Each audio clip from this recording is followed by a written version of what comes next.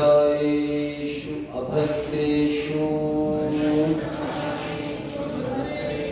नित्यं भागवत सेवया भगवती उत्तम श्लोके भक्तिर्भवति नैष्ठिकी श्री कृष्णाय वासुदेवाय देवकी नंदनाय च नंदगोपकुमाराय गोविन्दाय नमो नमः।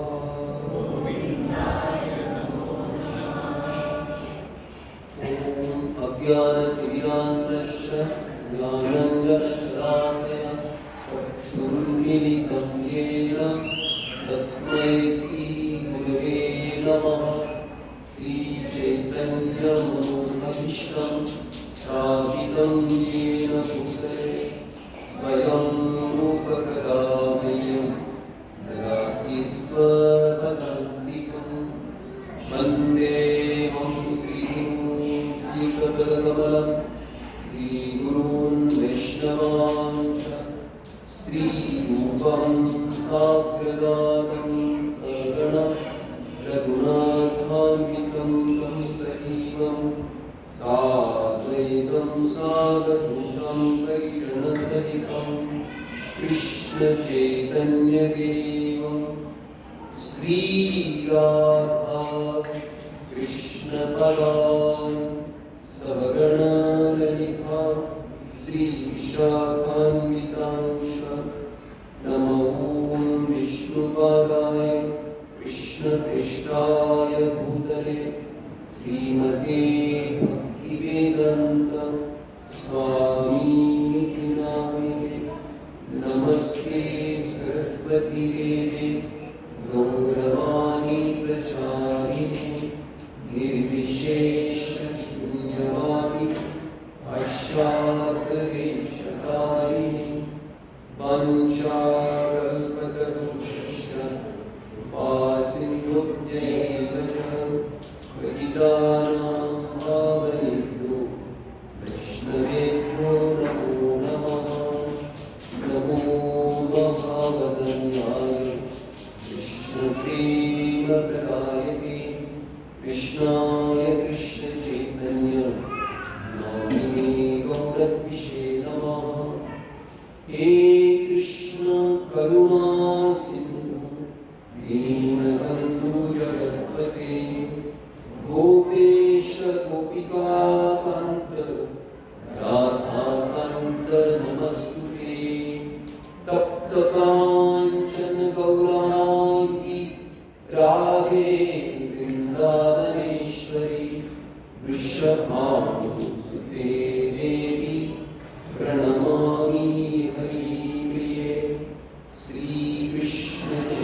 चैतन्य प्रभु नित्यानंद श्री अद्वैत गदाधर श्रीवासादि गौर भक्तवृंद।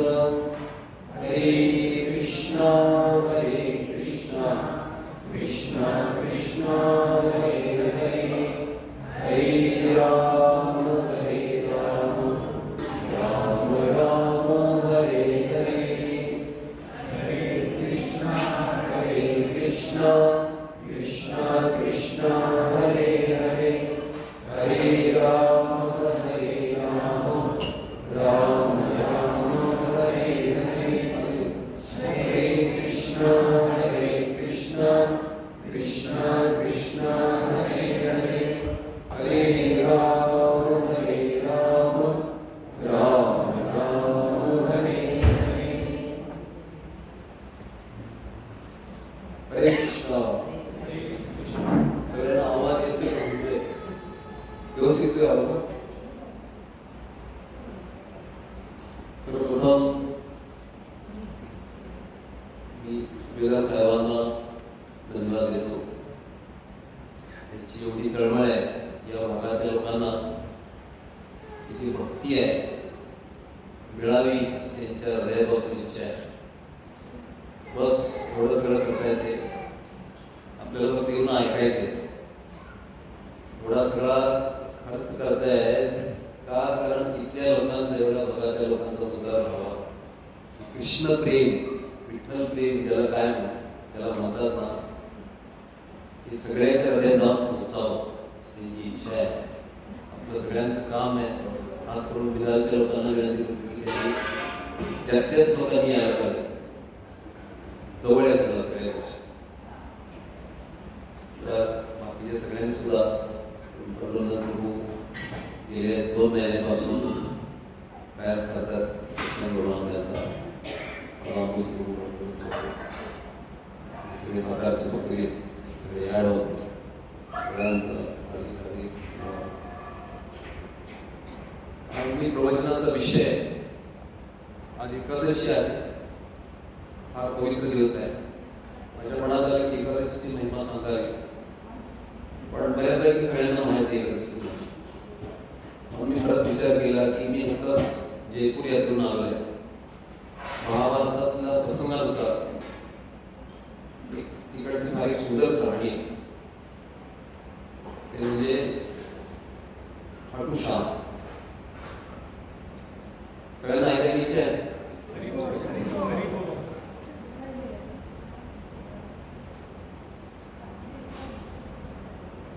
श्याम म्हणलं नाव येवणाचं आहे भगवान श्रीकृष्ण.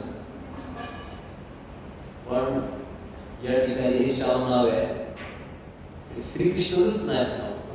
भगवंताने अशा एका महाभारतातल्या एक शक्तिशाली पात्राला आपली सगळी शक्ती त्याच्यामध्ये संपन्न केलेली आहे. त्याला शक्ती दिलेली आहे की तुझ्याकडे इथं तुझी पूजा आहे ती माझ्या नावाने होईल. माझी सगळी शक्ती तुझ्यामध्ये समर्पित करतात आणि माझ्यासाठी तू एवढं केलंस, मग तुला हे मी वरदान देऊ इच्छितो, तुझ्याकडे जो कोणी मागणं घेऊन येईल, फक्त अट एवढीच आहे की ते मागणं मनापासून असलं पाहिजे. त्या मागण्यामध्ये हार असली पाहिजे की बाबा मी सगळे प्रयत्न केले आणि पूर्ण होत नाही, असं मागणं आहे ना. तुझ्याकडे कोणी घेऊन आलं ना तर ते मागणं पूर्ण करण्याची सगळी ताकद तुझ्यामध्ये आहे. मोठी गाव आहे खाटू, राजस्थानमध्ये सिक्कर जिल्ह्यामध्ये हे गाव. या ठिकाणी आज दर्शन करायला बालेला कशी गर्दी असते आणि प्रत्येक व्यक्तीच्या हातामध्ये गुलाब असतो. गुलाबाचं फुल घेऊन जातात. आज आपण डिटेल सांगूया. मला नक्कीच आवडेल. भविष्यात कधी येऊन आला तर तुम्ही जाण्याची इच्छा देखील कराल. तर आपण आता महाभारतामध्ये जाऊया. महाभारत सगळ्यांना माहिती आहे. महाभारतमध्ये असा एक प्रसंग आहे की पांडव वनवास काळात होते. आणि या वनवास काळामध्ये असताना पांडव क्षत्रिय होते. क्षत्रिय म्हणजे राजवंशातले होते. आणि राजवंशातल्या पुरुषांना आहे ना, त्यांचा वंश वाढवण्यासाठी त्याला एक शास्त्रानुसार परवानगी असते की त्यांनी एक सोडून अनेक पत्न्या स्वीकारल्या. त्याप्रमाणे त्या अनुषंगाला अनुसरून त्यावेळी पांडवामध्ये सर्वात शक्तिशाली कोण होता? भीम. भीमाकडं 10,000 हत्तीचं बळ होतं. ज्यावेळेला महाभारत युद्ध चालायचं होतं ना, त्याला अचानक मोठा जर त्याचा पाठ पुढे दिसला ना, नक्की बघायचं की भीमाच्या बाजूकडून आलेला आहे. कारण का भीम फार भयंकर होत. एकट्याने 100 कौरवांना मारलेला आहे. तर असा जो भीम आहे, जंगलामध्ये असताना त्या जंगलामध्ये एक राक्षसी, तिचं नाव असतं हिडिंबा. त्याच्या शक्तीला बघून की भीम जो आहे ना, तो एवढ्या दुनियाच्या झाडात सुद्धा फुटणार एवढी ताकद त्याची. म्हणून बाकी सगळ्यांना अंदाजे चिंता करायला लागायची. एकटा भीम आहे, जाऊन कुठून जंगलातून गाडीवर फळं आणायचा, कंदूर आणायचा, सगळ्याला जागेवर सुरू. ही ज्यावेळेला शक्ती भीमाची ते राक्षसी बघितली, त्याच्या मागे मागे मागे कुठून आलेला आहे माणूस. तर ज्यावेळेला त्यांच्या झोपडीमध्ये पोचली, त्यावेळेला भीमाच्या आईला ते हा तुमचा कोण आहे? म्हणजे 5 मुलं आहेत. या मुलावरती एक राक्षसी आहे. याला तसं मी पाहिले, याच्या शक्तीला बघितलंय, तसं मी माझं प्रेम जडलं. मला याच्याशी विभाव करायचा. तर माता म्हणते की याची जर तयारी असेल, मग मी विचारते की तू कशासाठी माझ्या विभाग? तुझ्यावर लग्न केलं तर तुझ्यासारखा शक्तिशाली पुत्र होईल. आणि तो एक आमच्या राक्षस कुळाला होता की राजवंशामध्ये त्याला संधी मिळेल. अनुषंगाने आपल्या मातेच्या भावाच्या प्रमाणानुसार भीमाने हिडिंबाशी विवाह केला. जंगलामध्येच राक्षस विवाह केला. त्याच्यापासून एक पुत्र तयार झाला कृष्ण. त्याचं नाव होतं घटोत्कच. हा राक्षस होता, भीमाचा वंश होता. त्याच्या डोक्याला केस नव्हते. भयानक टक्कल असणारा भयानक राक्षस. पण भविष्यामध्ये हा घटोत्कच एक अप्सरा, म्हणजे त्या जंगलामध्ये स्वर्गात उतरलेली एक अप्सरा, अशी तीच नाव होतं. 2 नाव आहेत, मोरवी नाव आहे, देवी नाव. तिच्याशी हा घटोत्कचा संबंध आला आणि त्याच्यापासून एक पुत्र झाला. हा पुत्र जन्मताच एवढा शक्तिशाली होता, त्याचे केस होते असे उभे राहणारे वाघासारखे होते. म्हणून त्याला नाव ठेवलं बर्बरी. आईची शिकवण होती की बाळा, मी धर्म शिकवण्यासाठी सगळी सांभाळलेला नाही, तू सुद्धा धर्माच्या पालनासाठी तुझ्यामध्ये धर्मशक्ती, धर्मपाल झाला पाहिजे. म्हणून तू अग्नीची पूजा कर, भगवान शिवांची पूजा कर. आईने अशा शक्तिशाली देवतांची पूजा त्याला शिकवली. कित्येक वर्ष बरोबरी साधारणपणे 15 ते 16 वर्ष असताना त्यांनी एवढी तपस्या केली भगवान शिवांची. शिवजी त्याच्यावरती प्रसन्न झाले. म्हणजे की बरोबरी तुझ्या तुझ्यावरती मी फार प्रसन्न आहे. आजपर्यंत अशा अनेक असुरांनी तपस्या केली, पण तुझ्या हृदयातलं जे प्रेम आहे ना ते काही आगळं वेगळंच आहे. तुझ्या हृदयातला जो भाव आहे तो आगळा वेगळा आहे. म्हणून मला माझा स्वामी आहे असं म्हणून शिवजी म्हणते, माझा स्वामी राम. रामाविषयी तुझ्या हृदयामध्ये नैसर्गिक प्रेम निर्माण व्हावं अशी माझी इच्छा आहे. म्हणून त्या रामाच्या प्रेमासाठी मी तुला काही द्यायला तयार आहे. तू माग, काय मागतो? त्यावेळेला म्हणतो की मला माझ्या आईने शिकवलेलं आहे, बाळा ज्या बाजूने धर्म आहे त्या बाजूने तू राहायचं आणि धर्माच्या पालनासाठी नेहमी तुझी शक्ती लावायची. म्हणून ज्या वेळेला हा गरबरी शिवाकडे मागतो की मला अशी बाण द्या की मी धर्माची संतुष्टी करू शकतो. परंतु शिवांची वेगळी इच्छा होती. शिवाजी म्हणले, शंकर म्हणले की तुला मी 3 बाण देतो. तर पहिल्या बाणामध्ये तुझी शेवटी शक्ती असेल, ज्याच्यावरती तो निशाणा साधशील त्याला तू मारणार म्हणजे मारणार. आणि दुसरा बाण असा देतो तुला, ज्याला तुला वाचवायचे त्याला तू वाचू शकतो. समजा 1 लाख माणसं असतील आणि लाख माणसामध्ये एक वंशावली मुली एकटी बसली असते, याला फक्त वाचवायचे, बाकी सगळ्या लाख माणसाला मारायचं. तर बरोबर त्यांचा बाण त्यांना वाचवणार, बाकी सगळ्याला मारणार अशी शक्ती होती दुसऱ्या बाणावर. आणि तिसऱ्या बाण जो देणार होते भगवान शंकर, त्या बाणामध्ये अशी शक्ती होती की त्याने जर बाण सोडला तर तिथे समोर असणारे जेवढे लोक तेवढ्या सगळ्यांना मारून तो बाण पुन्हा कर्कशमध्ये येऊ शकतो. एवढी शक्ती भगवान शंकराने त्यांना 3 बाण दिले त्याच्यामध्ये. आता मला एक सांगा, एक विचार करण्यासारखी गोष्ट आहे. आजपर्यंत शिवांची भक्ती बरेच लोकांनी केली ना, पण भगवान शंकरांनी एवढी शक्ती कुणाला दिली की एका बाणामध्ये सगळी दुनिया खतम करायची.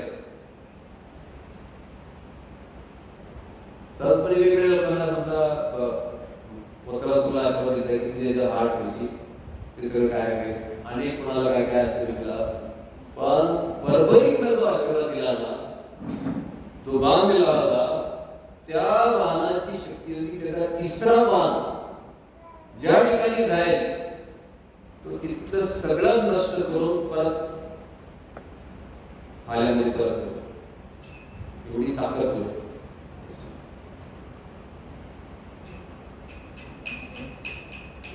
ज्यावेळेला शक्ती प्राप्त करून ज्यावेळेला तो घरी आला, आईने विचारलं की शिवानी तुला काय वरदान दिलं?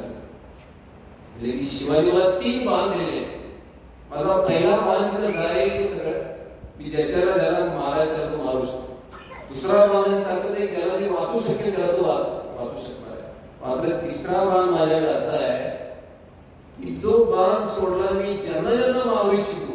माझ्या मनात लाखो लोक असतील, माझ्या मनात करोडो लोक असतील, माझ्या मनात अब्जावधी लोक असतील, एवढ्या सगळ्यांना मारून माझा बाण परत करणार. आईने ऐकल्यानंतर बापरे, मी तुला एवढी कशी काय शक्ती मिळाली? आजपर्यंत शिवजी तू अनेक लोकांनी तपस्या केली, तू काय असा व्यक्ती आहेस की तुझ्यामध्ये भगवान शंकरामध्ये काहीतरी वेगळं दिव्य नातं आहे. आपण बघू शकतो की एवढी शक्ती कोणाला असते हो, ज्याच्या एका बाणाने सगळी प्रजा नसतो. कोणाकडे असते? भगवान श्रीकृष्णाकडे असते. श्रीकृष्ण सोडून एवढी कोणाकडे ताकद नसते.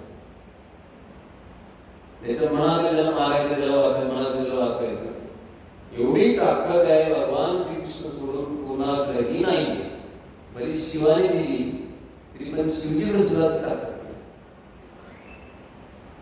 शिवजींनी दिली कशी काय केली होती?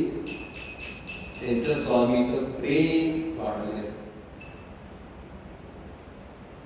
तर अशी ज्यावेळेला ताकद मिळाली, आई म्हणजे बाळा, म्हणजे तुला जरी कितीतरी शक्ती मिळाली असेल, मी तुला लहानपणापासून शिकवलेले, लहानपणापासून तुला मी संस्कार दिलेले आहेत. काय संस्कार दिलेले आहेत? की ज्या बाजूनी कमजोरी आहे, ज्याच्याकडे आहे त्याला नाही, ज्याच्याकडे नाहीये त्याच्या बाजूने तुला राहायचं. हारे का सहा, म्हणजे ज्याच्याकडे कमी आहे त्याच्या बाजूने तू राहायचं.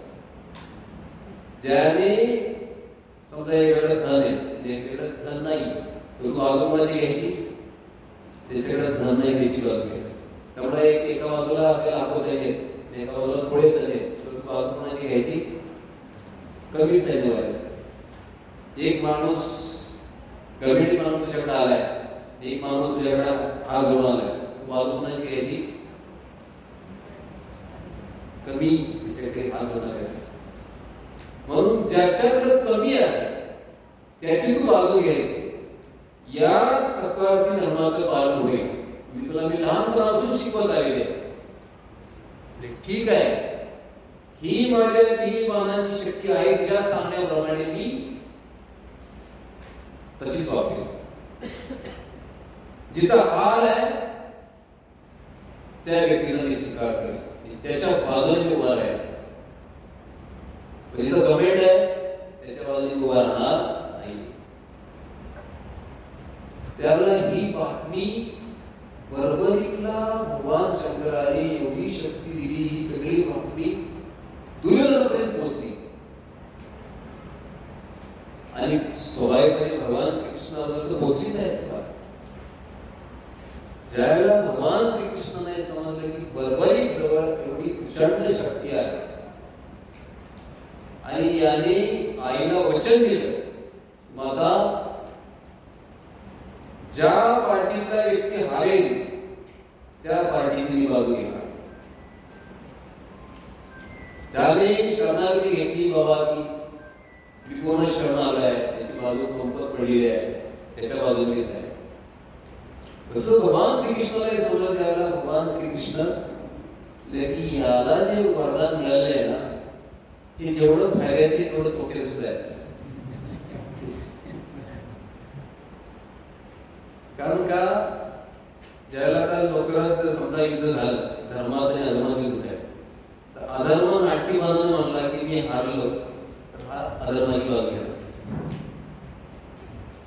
म्हणून धर्माची स्थापना करण्यासाठी मी येतो, पण हा अधर्माच्या बाजूने जाईल. कारण अधर्म म्हणजे तुम्ही हारला आणि हारला, आणि अधर्मी व्हायला हे माहीत होतं, पांडवांना हे माहीत नव्हतं. बरोबरी नावाचा व्यक्ती जरी भीमाचा नातू होता, तरी वनवास काळानंतर पांडव पुन्हा हस्तिनापूरला आले. म्हणून आपला नातू पोरगा कुठला माहिती पडत, पोरग्याचा पोरगा कोण आहे, त्याची शक्ती काय आहे, पांडवांना माहीत नव्हतं. मात्र ही चुकी गोष्ट मात्र कौरव पक्षातील लोकांना माहीत पडली. बरोबरी जवळ एवढी ताकद आहे, आणि बरोबरीत मी वचन दिलं आहे ना की मी हारेचा सहारा बनला. ज्या पक्षामध्ये हार आहे त्याची बाजू मी घेणार. त्याला भगवान त्यांनी ओळखलं, याचं जे वरदान आहे कदाचित धर्माची स्थापना करायची, धर्माची होऊ शकते. अचानक दुर्योधन म्हणेल, थोडी लढाई चालू झाली की म्हणेल अचानक समोर हे मला मी पांडवांना हरलेला आहे, हा बरोबर त्याच्या बाजूने जाईल. त्याच्या बाणामध्ये एवढी ताकद आहे, एका बाणामध्ये सगळे पांडवाच्या बाजूने मारून टाकले. म्हणून मी पांडवे धार्मिक आहे, मी धर्माची स्थापना करण्यासाठी मी येतो पुन्हा पुन्हा. यदा यदा हि धर्मस्य ग्लानिर्भवति भारत अभ्युत्थानाय धर्मस्य तदात्मानं सृजाम्यहम् परित्राणाय साधूनां विनाशाय दुष्कृतां धर्म संस्थापनार्थाय संभवामि युगे युगे. प्रत्येक वेळा कशाने येतो? धर्माचं पालन शिकवण्यासाठी, धर्माची स्थापना करण्यासाठी येतो. आता या युगामध्ये, बाबा युगामध्ये कोणाच्या बाजूने धर्म होता? पांडवांच्या बाजूने, अधर्म कौरवांच्या बाजूने. कसा काय? कारण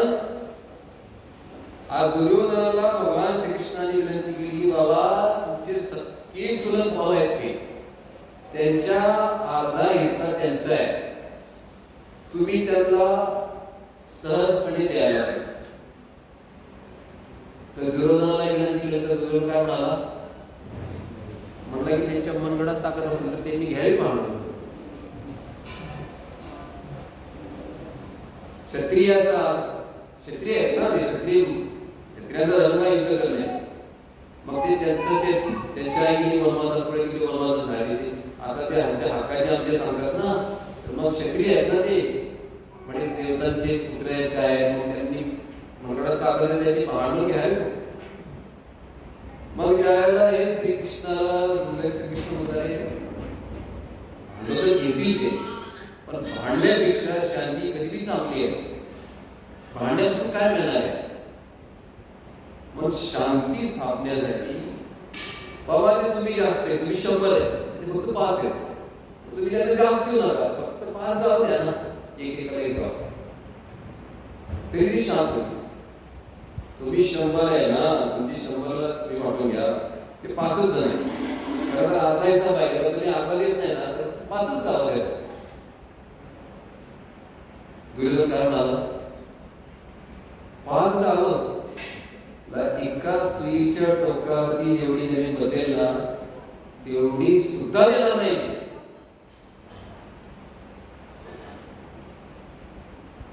आता असं म्हणाला किती कमी आहे त्याच्या हक्काची जमीन. हा काय म्हणतो? त्यांचा काय संबंधच नाही. त्यांची जर ताकद असेल तर युद्ध करून घ्यायला. कोणी एक गाव काय एका स्त्रीच्या टोकावर जेवढी जमीन बसते एवढी सुद्धा देणार नाही. शांतिदूत म्हणून कृष्ण गेले होते. वास्तविक पाहता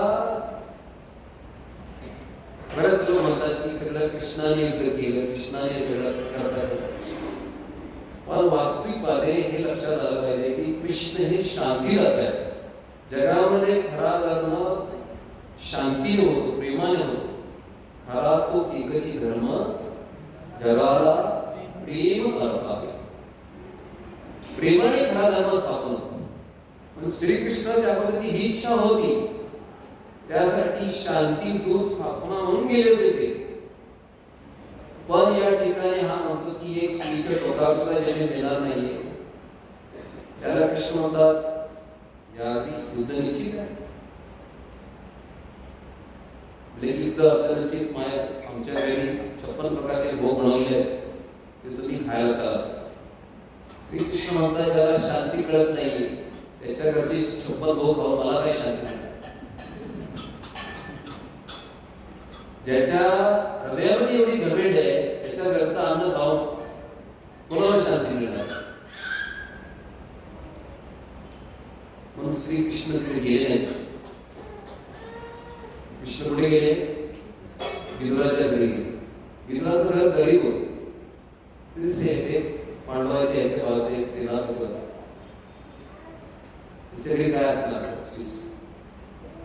म्हणून एवढे 56 प्रकारचे भोग सोडून, दुर्योधनाचे सगळे भोग सोडून कृष्ण आपली भूक संपवण्यासाठी गरीबाच्या घरी गेले, विदुराच्या घरी. घरच्यांना मी येणार आहे असं सांगितलंच नाही, अचानक गेले. अचानक गेल्यानंतर जसं विदुराच्या पत्नीने बघितलं, गडबड झाली ना तिची. एवढा मोठा माणूस, हृदयातला प्रेमाचा ठाव, शेवटचा विसावा, कसा विसावा, कायमचा विसावा तो श्रीकृष्ण, ब्रह्मांड नाही श्रीकृष्ण अचानक आमच्या घरात यावं की असं डोक्यात कल्पना बी आली नाही. अचानक समोर कृष्ण तांबूळ झाली. म्हणजे पाणी तू पहिलं का बसा म्हणू का काय, इकडे शक्ती बसायला काय बसायला टाकावं. घरात चटई श्रीकृष्णासाठी चटई पाहिजे ना. श्रीकृष्ण कृष्ण कोणी त्यावेळेला द्वारकेचा राजा होते ते. आता काय वृंदावनला गोपाळ होते ते. द्वारकेच्या राजाची कशी केली पाहिजे ना, त्यासाठी अशी घरातली रातभर झोपलेली कुठली त्यांची हातभर दिली असं नाही. त्याला फार चिंतित पडली ती. तिला वाटलं की काय करावं, नेमकी गोंधळून गेली ती. बसायला काही टाकलंच नाही, म्हणजे पहिले खायला तिथे काय केलं म्हणून खायला काय केलं तर केळी होती घरात, ते केळीचं घड घेऊन आली बसावं. आणि कृष्णाला एवढी बघत, प्रेमाने बघत बघत आहे ना, तिला म्हणजे कल्पनाच केली नाही की कृष्ण आमच्या घरी येतील ते. असं होतं कधी कधी भक्तांच्या जीवनात. तिने अशी कल्पनाच कधी केली नाही की कृष्ण आमच्या घरी येतील. त्या प्रेमाने, त्या बाकीच्या राजाला प्रेमाने ढाळत ढाळत त्या अक्षरशः भगवंताच्या हातात साथ दिली आणि गावात हे टाकून दिला. जसं गोपी होते ना, कृष्णाची बासरी वाजवली, बटन सुद्धा व्यवस्थित लावायला समजत होत्या.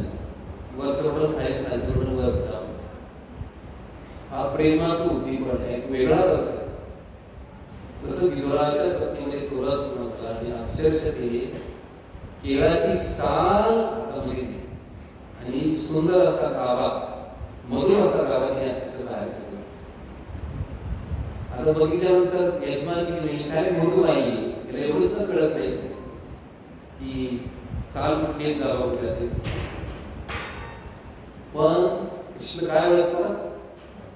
कृष्ण वरच्या ऍक्शन नाही बघत, कृष्ण हृदयातील प्रेम खातात. पत्रं पुष्पं फलं तोयं यो मे भक्त्या प्रयच्छति तदहं भक्ती. त्याच्यातील पत्र फूल पान बघत नाही, त्याच्यामध्ये भक्ती भाव असेल तर ते खातात. अश्नामी प्रेतात्मामी जाणीवपूर्वक खातो. केव्हा खातो? जर त्याच्यामध्ये देण्याविषयी प्रेम असेल. आता ही साल दिली, साल काय खाण्याची गोष्ट आहे का? कोणी म्हणाल की समजा आपल्या घरी कोणी पाहुणा आला, मी तुम्हाला आहे ना विदुरांनी साल देते, तुम्हाला प्रेमाने साल देते, गावात देते, मी खायला काय खाऊ का? कोण का नाही खाणार? ती आग्रह सांगते प्रेमाने, म्हणून ती प्रेम नाही. प्रेम ते घडतं ना, असले प्रेम घडतात ते आतल्या भावानं त्याचं कृतृप होतं, ते प्रेम. असं सांगून ते प्रेम नाही. तसं या ठिकाणी भगवंताने अक्षरशः ती साल खाल्ली. जो अनंत कोटी ब्रह्मांडाचा नायक, तो द्वारकेमध्ये 56 प्रकारचे मिष्टान खाला, साल कसे असेल होते. पण एक नाही अर्धी नाही अशा भगवंतानी ती साली. ही श्रीकृष्णाची नीती आहे. श्री वास्तविक आता मनुष्य जीवनाचा उद्देश हाच आहे. महाभारताचा सगळ्या ग्रंथाचा उद्देश हाच आहे की भगवंताची नीती समजून घ्यायला पाहिजे. कृष्णाने एवढ्या राण्याशी विवाह केला, सगळ्यात पूर्व त्याला समाजात तरी स्वीकारतो. आणि हे किती सुंदर होते, यांचं सौंदर्य कोटी कोटी कामपेक्षाही सुंदर होते जास्त. तो आपल्या बायका म्हणून स्वीकारले श्रीकृष्णाने. ही श्रीकृष्ण नीती आहे. ज्याच्या हृदयात प्रेम आहे, तो प्रेमाने हात देतो. हरे कृष्णा कृष्णा कृष्णा हरे हरे, हरे राम राम राम हरे हरे. ज्याची भगवंताकडे प्रेमाने हाक आहे, भगवंत तिथे येतातच. कारण का? कृष्ण सर्वत्र आहे. त्याला काही येण्यासाठी फार मोठा कष्ट लागला. बाहेर नरसिया, हृदये नरसिया, येतो येतो यामी येतो नरसिया. सगळीकडे आहे, सगळं ते कणाकणात होत आहे. फक्त ते प्रेम शोधत आहे, कुठं ते प्रेम आहे. मग अशा अर्थाने त्या ठिकाणी त्याला दुर्योधनाने बघितलं की हा माणसाला मी 56 प्रकारचे भोग बनले, तर हा इकडं विदुराच्या घरी येऊन इकडे थांबलेला आहे. लेकिन हा तर कपटी आहे, हा पांडवाच्या पक्षाचा माणूस आहे. तुझ्यासाठी गोपाला, तुझ्यासाठी एवढं आसन सोन्याची बसवली तिकडं, तुझ्यासाठी सकाळपासून माणसं एवढी भोगवण्यात तू इथे येऊन तुला बसायला सुद्धा नाही टाकलं. ज्याच्या काळात प्रेम आहे आणि प्रेमाने बोलावतोय तिथं तू येणार, ज्यावेळी तुला बसायला सुद्धा नाही टाकलं त्या ठिकाणी तू आलायस म्हणजे तू कपटी आहेस. म्हणजे की सैनिक हो बंदी मला असा कपटी माणूस शांतीतून आला नाही. हा कपटानं आपल्याला हे करायला पकडायला दुर्योधनाचे सैनिक पकडला गेला.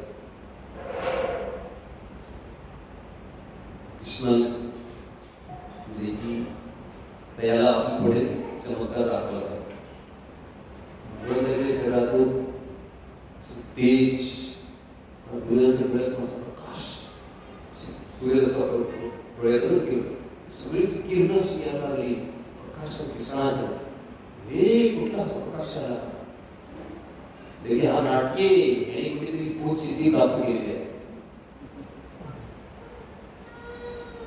म्हणून कृष्णाला बंदी बनवण्याचा दुर्योधनाने प्रयत्न केला. श्रीकृष्णाला कोण बांधणार आहे? कोण बांधू शकतो श्रीकृष्णाला? कोणीच बांधू शकत नाही. ज्याच्या हृदयामध्ये प्रेम आहे तो फक्त बांधू शकतो. कृष्ण स्वराट आहे, कुणाच्याही मानण्यामध्ये येऊ शकत नाही.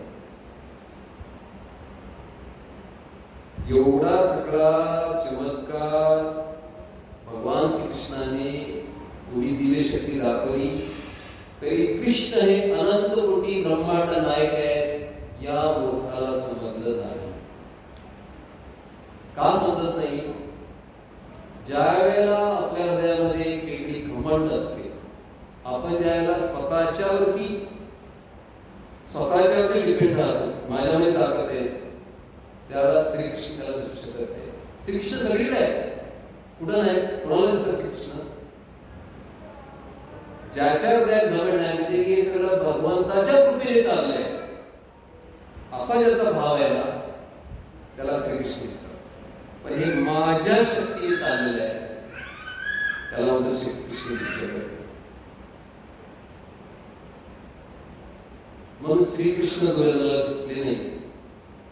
त्याला दिसले फक्त द्वारकेचा राजा, तोच वृंदावन आलेला गाई सांभाळणारा गोपाल दिसला. श्रीकृष्ण त्या प्रकारच्या दुधात टाकून श्रीकृष्ण निघून गेले, द्वारकेमध्ये पोहोचले. द्वारकेमध्ये आल्यानंतर युद्ध ठरलंच होतं. या इकडे युद्ध ठरल्यानंतर अर्जुन श्रीकृष्णाकडे सकाळी जाऊन पहाटेच गेला आणि दुर्योधन नंतर आला. त्याला भगवान श्रीकृष्ण गाढ झोपी गेले होते. म्हणून दोघे एक उशाला एक पायद्याला आहे. ज्याला भगवंताला जाग आली त्याला पहिलं भगवंताने बघितलं अर्जुनाला. अर्जुन केव्हा झोपायची नाही, भूक लागलेली आहे. हा डोक्याकडे जाऊन होतो की मी सुद्धा आलाय. अरे तू आलाय दुर्योधन, मी तुला पाहिलंच नाही, कशासाठी आला? तर निश्चित ठरलेलं आहे. त्याला कृष्णाला लगेच सांगितले, बघा मी शांतीदूत म्हणून गेलो होतो, माझा असा निर्णय की युद्धामध्ये भाग घेणार नाही, पण मी तुम्हाला चॉईस देतो. 18 अक्षरी सेना एका बाजूने असेल आणि मी युद्धामध्ये भाग नाही करणार. मी फक्त एक रथचालक म्हणून एका बाजूने आहे. तुमच्याकडे गव्हर्नमेंट चॉईस आहे, तुम्ही कुणाला काय मागायचं तुम्ही ठरवा. दुर्योधन म्हणला मी मागतो. कृष्ण म्हणाले मी पहिला अर्जुनाला मागितलं, पहिली संधी अर्जुनाला देतो. अर्जुनाला दिली संधी. अर्जुन म्हणून भगवंता 18 अक्षरी तुमची सेना तरी आम्हाला नाही मिळाली तरी चालेल, पण तुम्ही आमच्या पक्षात आहे. ज्या ठिकाणी कृष्ण आहे पराजय झाला तरी आम्हाला तुम्ही पाहिजे, बाकी कोणी नको. दुर्योधन आनंदाने टाळ्या वाजवतो, म्हणजे येड्याला समजत नाही याच्याकडे काय ताकद आहे. म्हणजे हा गोपाळ काहीतरी थोडी सिद्धी असलेली, पण 18 अक्षरी सेना आम्हाला मिळते आता, तिच्या तोंडाने कबूल केले ते. म्हणजे आमचा विजय हा हाताने चालून आलेला आहे. विजयाची लक्षणं सगळी आमच्या बाजूने दिसत आहेत. तुला अतिशय झाला की लेकी शाम तुमचा जो 18 अक्षरी सेना ही आमच्या बाजूने ठरलं. त्याप्रमाणे श्रीकृष्णाची सगळी सेना, दुर्योधनाची प्रचंड सेना, अनेक राजे मिळून मी दुर्योधनाकडे किती सैन्य आलं, जे पांडवांच्या सैन्याच्या तुलनेत प्रचंड मोठं, आणि पांडवांची सेना अगदी कुंभवत होती. ही ज्याला वार्ता बर्बरीला समजली की आपले आजोबा आता युद्धाच्या तयारीला आहेत आणि त्यांच्या बाजूने सैन्याची अतिशय कमी आहे, त्या ठिकाणी ते पार्टीत कमी आहे, मग मी हारेचा सहारा मी म्हणायला लागतो. अजून गिळा माझा घोडा आहे, घोड्यावरती बसले, आपल्या बाणामध्ये 3 बाण ठेवले कर्कसमध्ये. मी मला आशीर्वाद दे, तुझ्या वचनाप्रमाणे हा गिळा घोडा घेऊन मी कुरुक्षेत्राच्या मैदानात निघालेला आहे. सुंदर असा निळ्या घोड्यावरती बर्बरी बसलेला आहे. तो निळा घोडा निघाला. मात्र ही गोष्ट भगवान श्रीकृष्णाला समजली की बर्बरी युद्ध करायला येत आहे. त्याला श्रीकृष्णाला वाटलं की याचं वचन काय आहे की हारेचा सहारा. आता हा सुरुवातीला येईल आणि पांडवाच्या बाजूने लढायला लागेल. पण जसं बर्बरीला बघितल्यानंतर दुर्योधनाला एक गोष्ट माहिती, पांडवांना माहित नाही. दुर्योधन काय करेल की लगेच म्हणजे आम्ही हारलो, त्याला हाच बर्बरी काय करेल, त्या पार्टीत जाईल, त्या पार्टीत जाऊन त्या पार्टीला तयार. पण हे युद्ध धर्माची स्थापना होणार नाही, या ऐवजी अधर्माची स्थापना होणार. बर्बरीला दूर असतानाच काहीतरी योजना बनवली पाहिजे हे भगवंताने ओळखलं आणि भगवान निघाले. जसं दूर बघितलं तर निळ्या रंगाचा घोडा वेगा तिकडे येतो. श्रीकृष्णाचं पाहायला तर श्रीकृष्ण आपलं रूप बदललं. एका साधूच, एका ब्राह्मण वेशातल्या धोती कुर्ता घातलेला अशी शार्ट टाकलेली एका साधूचं तिलक लावलेले आहे. साधूचं रूप घेतलं आणि त्या जंगलामध्ये त्या घोड्याच्या म्हणजे बाबा, म्हणजे मला तुमचं दर्शन घ्यायचं, तुमचा सुंदर एवढा घोडा आहे, मला घोड्याला म्हणजे बघायचं असं कोण म्हणतात? कोण म्हणतात असं? भगवान श्रीकृष्ण साधूच्या रूपात. तुम्ही होकार दिला तर तुम्हाला ते समज, तुम्ही ऐकले असं नाही तर. श्रीकृष्ण त्या बर्बरीला म्हणाले की बघ तुझा घोडा मला बघायचा आहे. श्रीकृष्णाच्या साधूने घोडा बघितला, साधूच्या रूपातील श्रीकृष्णाने. म्हणजे तू कुठे निघालास? म्हणजे की मला असं समजलंय की माझे आजोबा युद्ध करणार आहेत आणि त्या ठिकाणी मी हारेचा सहारा म्हणून मी चाललेलो आहे युद्ध करण्यासाठी. जेव्हा म्हणले की साधू कसे ते कृष्ण म्हणाले तुझ्याकडे किती बाण आहेत?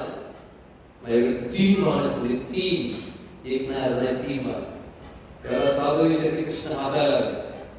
म्हणले अरे बापरे, म्हणजे तिकडे दुर्योधनाकडे लाखो बाण आहेत, अर्जुनाकडे लाखो बाण आहेत, तुझे 3 बाण काय करणार आहेत?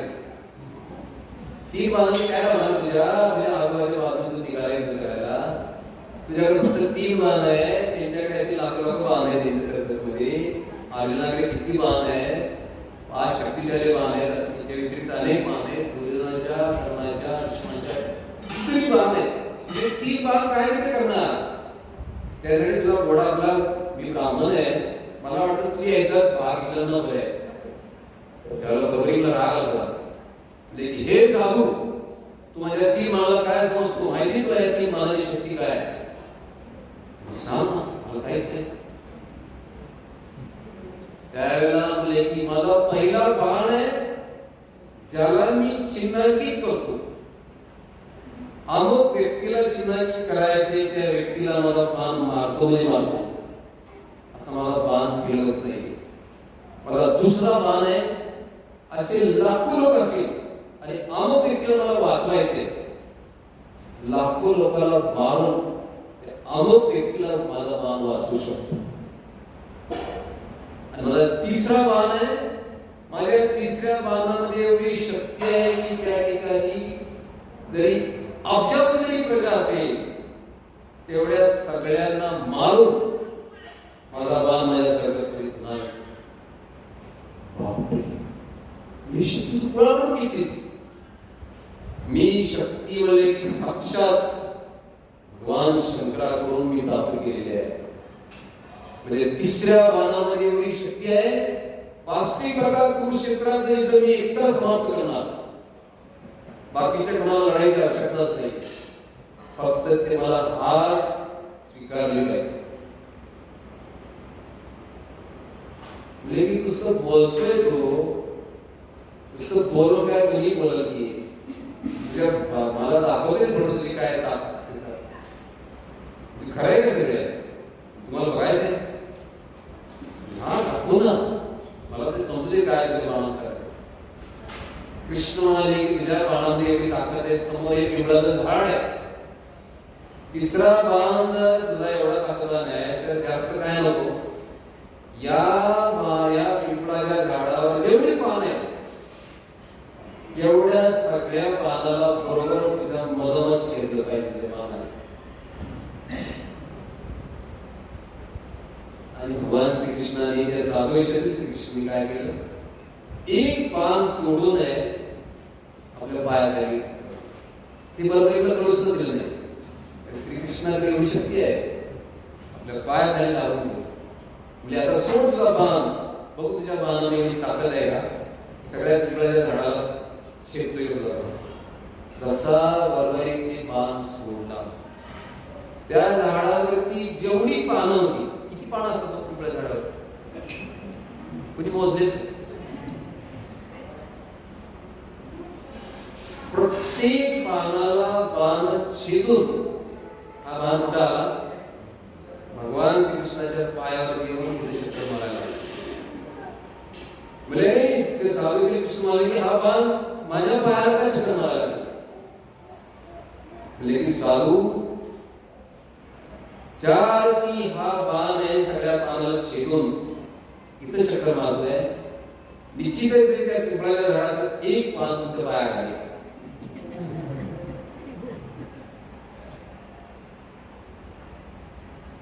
मी हे समजतो तुम्ही कोणी साधू नाही, तुम्ही एक तर कोणीतरी देवता असला पाहिजे, कोणीतरी महान ऋषी असला पाहिजे. ही तुमच्याकडे एवढी शक्ती कोण आहे, तुम्ही कोण आहात हे तुमचं रूप. कारण का माझा बाण आहे आणि त्या झाडाचं पान लपवण्याची ताकद कोणी साधारण ब्राह्मणामध्ये असू शकत नाही. तुम्ही तुमची ओळख द्या. त्यावेळेला भगवान श्रीकृष्णांनी आपलं सुंदर स्फटिक भाष्य, डोक्यावरती पिवळे केस, वरती लावलेला मोठमोठ, हातामध्ये बासरी, सुंदर पितांबर नेसलेले ते श्यामल सुंदर कोटी कोटी कामदेवाचे सुंदर रूप, श्याम रूप ते बरोबरीला दाखवतो. बरोबरीने सुंदर सुंदर त्या कृष्ण रूपाची स्तुती केली, पुन्हा पुन्हा दंडवत प्रणाम केले. अनंत कोटी ब्रह्मांड आहे का, मला हे समजलं नाहीये. तुम्ही माझी परीक्षा घेतली, पण ही माझी परीक्षा सत्य आहे. मला शिवाने दिली आहे आणि मला आता आशीर्वाद द्या. मी हरेचा सहारा मिळाला मी जातो. म्हणजे थांब, हे बघ तुला माहितीये का, तुला हे तुझ्या आईने धर्माचर्चेसाठी शिकवलं. तू माझं वचन आहे की जी पार्टी हारेल तेव्हा तुम्ही जाणार. हे गुपित पांडवांना माहित नाही, पण दुर्योधनाला माहित आहे. दुर्योधन अचानक तुझ्या समोर येईल की हरलेला असं म्हणाला. त्याच्या पाठी तू जाणार? त्याला म्हणले की हो, मी आईला वचन दिलेच. मग तुझ्या या शक्तीचा उपयोग काय होणार? तू अधर्माची बाजू घेणार. तुझ्या वचनाचा फायदा काय? तुझ्या एवढ्या मानाचा फायदा काय? एक दुष्ट व्यक्ती कपटानं हार स्वीकारला असं म्हणू शकतो, तर त्याची बाजू तुला तुझ्या आईच्या वचनाप्रमाणे घ्यावी लागणार. तुला वाटत की मी धर्माची स्थापना करणार, तर धर्माच्या स्थापनाऐवजी वास्तविक पाहते तू अधर्म स्थापित करणार आहेस. हे तुला समजतंय का? त्याला एकदा समजलं, मी माझ्या डोक्यात आलंच नाही. मी एवढी शक्ती प्राप्त केली, पण हा भाग माझ्या डोक्यात आलाच नाही. माझ्याकडे धर्माची स्थापना होण्याऐवजी अधर्माची स्थापना होऊ शकते. म्हणून मला उपाय सांगा, मी तो करतो. त्यावेळेला श्रीकृष्ण म्हणाले, मी तुझ्याकडं दान मागू शकतो. म्हणजे मला ना, माझा एक बाण म्हणा, दोन म्हणा, तिन्ही बाण नाही, म्हणजे तुझे बाण होत ना. काय माग? म्हणजे तुम्हाला काय मागायचं नाही मला? नक्की ना? वचन दे मला. म्हणजे दिलं वचन, तुम्हाला जे मागायचं तुम्ही मागू शकता, कारण तुम्ही ब्रह्मांड नागरिक आहात. सगळ्या जगाची माता पिता तुम्ही आहात. तुम्हाला मागण्याचा अधिकार आहे, काही माग. त्यावेळेला भगवान श्रीकृष्णाने या बरोबरीकडे मागितलं, तुझं बाण नको, तुझी शक्ती नको, तुझं मला डोकं आहे. ती तुझ्या हाताने मारून, तुझ्या हाताने तुझं सीर आहे हे मारून माझ्या हातामध्ये दे. हे ऐकल्यानंतर बरे थोडा स्तंभित झाला. असं घटना ऐकल्यानंतर होतो ना माणूस काय करत. आता एखादा जवळ पाहुणा आला की आपण प्रेमाच्या आयुष्यात म्हणतो, काय तुमचं नाही असेल, त्यांनी जर असं मागितलं काय डोक्यामध्ये मुंग्या येऊ शकतात ना. तशा प्रकारच्या मुंग्या बरोबरीच्या आल्या. म्हणजे की काय काय मागितलं, मागणारा कोणी साधारण बुद्धीचा नाहीये. पण बरोबर म्हणले की मी वचन कोणाला दिले? भगवंताला दिले. प्रमाण नाही केलं.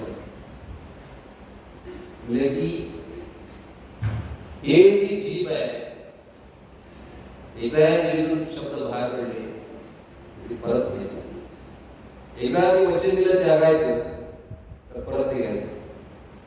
जसे आपण थुंकी टाकतो, त्यागून टाकतो ना, पण नंतर म्हणले काय तुझ्या थुंकीमध्ये अमृत होतं, तर ती थुंकी परत घेतो का आपण? तसं धर्म आपल्याला शिकवतो, शास्त्र आपल्याला शिकवतो, जे अनुक्लिष्ट संकल्प प्रतिक्लिष्ट वर्जन. जे शास्त्राने त्यागायला सांगितलंय ते कशाप्रमाणे? थुंकीप्रमाणे. एकदा त्यागलं परत थुंकी घेता येते का? त्याला त्यागली की त्यागलं द्यायला. चहा त्यागला ना, त्यागला द्यायला, परत प्यायचं असं नाही म्हणत मी. पण शास्त्राचा एक मर्म सांगतो की जे प्रतिक्लिष्ट आहे आपल्या जीवनामध्ये, त्याला त्यागल्यानंतर परत स्वीकारण्यामध्ये काही रस नाही. याप्रमाणे थुंकी त्यागली एकदा, थुंकलेल्या थुंकीमध्ये परत काही स्वीकारण्यामध्ये आनंद आहे का? एकदा थुंकलं की थुंकलं असतं. बरोबर एक मी याप्रमाणे वचन दिलं की भगवंताने तुम्हाला वचन दिलं की माझं सीर जरी असेल तरी मी माझ्या हातानं आगळा कापतो. एक तलवार काढली एका ठोक्यात स्वतःच्या हाताने, दुसऱ्याला मारतो माणूस, स्वतःला हे जे खाटीवाले आहेत त्या बकऱ्याची मांडी कापतात, आपलं बोट वाचतात, पण बोटाला काही झाले होते बोट यायची, आकेची मान कापलीस तू तुझ्या पोटात थोडीशी जर राहिली तुला दिसलं होत नाही, पण ते बिचाऱ्या त्याची अख्खी मान कापतेस ना तू, त्याचं भान आहे की नाही तुला. पण या ठिकाणी म्हणते, या ठिकाणी बरोबरीने स्वतःची मान कापली, रक्त बंबाळ झाली सगळी मान. असं रक्त बंबाळ झालेली मान आहे. दिलेल्या वचनाप्रमाणे भगवान श्रीकृष्णांच्या हातामध्ये दिली, धड मरून पडलं, पण ते शीत जिवंत आहे. श्रीकृष्णाने त्याच्यामध्ये अमृत टाकलं. ते डोळे तेजस्वी, ते चेहरा तेजस्वी, ते केस तेजस्वी, ते दिव्य शक्ती त्याच्यामध्ये स्थापन केली. शिर बोलायला लागले, श्रीकृष्ण माझं भाग्य आहे तुमचं मला दर्शन झालं, पण मला एक इच्छा होती की मला हे युद्ध बघायचं. त्या इच्छेने मी निघालो होतो, पण मी तुम्हाला दिलेली याच्यामुळे मी आता युद्ध बघू शकणार नाही. माझी एक अंतिम इच्छा पूर्ण करा तुम्ही सगळ्यांची इच्छा पूर्ण करीत आतपर्यंत आलेले आहे. चेतो चेतनाना एको विंदाती बहुधाती कामा. तू एक असा आत्मा आहे श्रीकृष्णा की सगळ्यांची चेतना ओळखतो, सगळ्यांच्या इच्छा तू पूर्ण करू शकतोस. माझी एक इच्छा पूर्ण करा, मला ते इथं बघायचं. भगवान श्रीकृष्णाने ती गुंडी हातामध्ये घेतली, वेगाने श्रीकृष्ण निघाले. कुरुक्षेत्रापासून झप झप झप झप आवरण टाकत श्रीकृष्ण निघाले. एका उंच पहाडीवर आले श्रीकृष्ण, आणि त्या पहाडावरती एका झाडावरती ते शीर ठेवलं. बरोबरी या ठिकाणी तुला दूर किती दौरे सैनिक होते? 64 करोड होते. 64 करोड जेवढी ती क्षेत्र होतं कुरुक्षेत्राचं, अगदी शेवटच्या मैलापर्यंत मुंगी सुद्धा दिसेल तुला, एवढी पाहण्याची शक्ती तुला मिळते. तू सगळे इथं बघ. त्याप्रमाणे नगारे वाजले, युद्ध सुरू झालं. हा बरोबरी पाहत होता. भीष्मदेव 18 दिवसानंतर 10 दिवसानंतर भीष्मदेव रणशराती पडले. अनेक बाण त्यांच्या शरीरात घुसले होते. बरोबरीला असलं की अरे अधर्मी लोक आहेत हे, आत्ता जावं, पण जाता येत नाही, बघशीर होत. त्याच्यात अभिमन्यूला कसं या लोकांनी चक्रवात अडकून पाडलं. हे सगळं बरोबरी करत. त्याला वाटतं की आत्ता जावं युद्धामध्ये भाग घ्यावा, हा एका सहारा म्हणा, पण होता येत नाही. शेवटी बघितलं कर्णाचा रथाचा चाक त्या याच्यामध्ये हसलेला आहे. कर्ण म्हणतो अर्जुनाला, अर्जुना माझ्या रथाचं चाक इथं थांबलेलं आहे, तू बाण ते रोख, तुझं बाण चाललीच आदत नाही. श्रीकृष्ण म्हणतात, अरे या कर्णानं अभिमन्यूला तुझ्या पुत्राला चक्रव्यूहामध्ये अडकून ठेवलं, आणि सगळ्या 14 महारथींनी मिळून त्याच्यावरती हल्ला केला. त्यावेळेला कुठं होता यांचा धर्म? मार हीच ती वेळ आहे. अधर्म म्हणतो याला. ज्यावेळेला त्याचा रथाचा पहिला बसला त्याच वेळेला मार. आणि अर्जुनाने कर्णाचा आत्ता बरोबरीला समजलं की वास्तविकपणे धर्म काय आणि अधर्म काय. समजलं असतं की भरपूर शक्ती मिळते, पण धर्म काय आणि अधर्म काय कळत नाही. बरं, धर्म काय, अधर्म काय, चांगलं काय, वाईट काय, हे केव्हा समजतं? त्यावेळेला भगवान श्रीकृष्णांची आपल्यावरती कृपा होते. श्रीकृष्णाची केव्हा कृपा होते? त्यावेळेला श्रीकृष्णाच्या एखाद्या शुद्ध भक्ताची कृपा होते. त्यावेळेला श्रीकृष्णाची कृपा होते. त्यावेळेला खऱ्या अर्थाने समजतं चांगलं काय, वाईट काय, धर्म काय, अधर्म काय. हे असं आपलं ऐकून वरचं समजतं, पण करायला जातो आपण मनात म्हणतो की हे धर्म अधर्म आहे, पण ऐकायला समजतं, करताना करत चुकतो. का चुकतो? कारण श्रीकृष्णाची परफेक्ट कृपा आपल्याला झालेली नसते. अजिबात चुकणार नाही भगवंताची कृपा झाल्यानंतर आपण